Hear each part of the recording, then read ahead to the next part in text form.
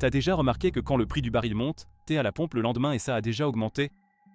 Mais quand le baril redescend, bah là, mystère. Ça prend des semaines. Ce n'est pas un hasard. C'est un système. Et aujourd'hui, je t'explique comment chaque fois que l'on passe à la pompe, on n'est pas juste en train de faire le plein. On finance le plus grand casse du siècle.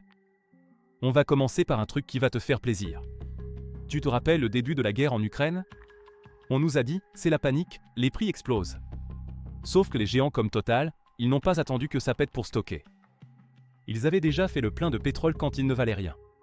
Et dès que les prix ont flambé, magie. Ils nous ont revendu ce même pétrole au prix fort, comme si c'était de l'or liquide. Ils ont réalisé un coup de génie, ils achètent bas, ils attendent la crise, et ils nous assomment. Le résultat, des super profits records pendant qu'on stresse devant le compteur de la pompe. En 2022, le groupe a enregistré un bénéfice net de 20,5 milliards de dollars, le plus important jamais réalisé dans toute son histoire. 20 milliards. En une seule année. En 2 ans à peine, les profits ont été multipliés par plus de 6. Et ça ne s'est pas arrêté là.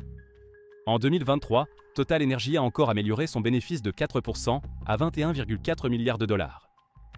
Récemment encore, les traders de Total ont raflé la quasi-totalité des cargaisons aux Émirats et à Oman, environ 70 cargaisons, plus du double du mois précédent, générant plus d'1 milliard de dollars de gains en spéculant sur les tensions géopolitiques. Les pétroliers savent qu'on est dépendant. On est dans un système de raquettes organisé, ils tirent sur la corde parce qu'ils savent qu'on ne peut pas la couper. Si ton jeu vidéo préféré passe à 150 €, tu ne l'achètes pas.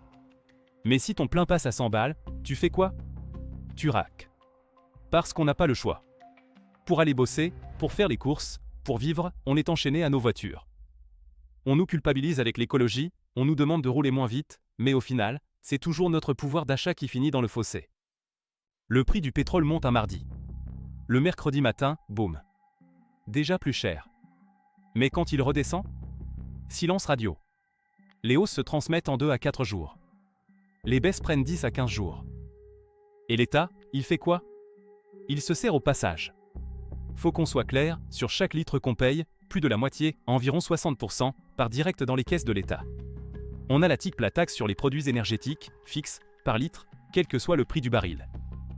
Et on a la TVA à 20%, qui s'applique non seulement sur le carburant, mais aussi sur la TIC elle-même. Une taxe sur une taxe. Et oui. En France, on fait ça. Le calcul est magique, plus le prix grimpe, plus la TVA rapporte. En 2022, la seule TIC va rapporter 33 milliards d'euros à l'État. Le bilan? Total explose, l'État encaisse, et nous, on paye l'addition. 74% des Français vont bosser en voiture. On n'a pas le choix. On est captif. Et tout le monde le sait. C'est pour ça que ça dure. Que le prix soit à 1,50 € ou à 2,40 €, des niveaux historiques qui n'avaient pas été atteints depuis plus de 40 ans, on fera quand même le plein. Le pétrole, c'est devenu une machine à aspirer le fric des gens qui bossent pour le filer aux actionnaires et au fisc. On est les pigeons de l'histoire. Balance ton avis en commentaire, je veux que ça chauffe. Abonne-toi, on explorera ensemble d'autres sujets.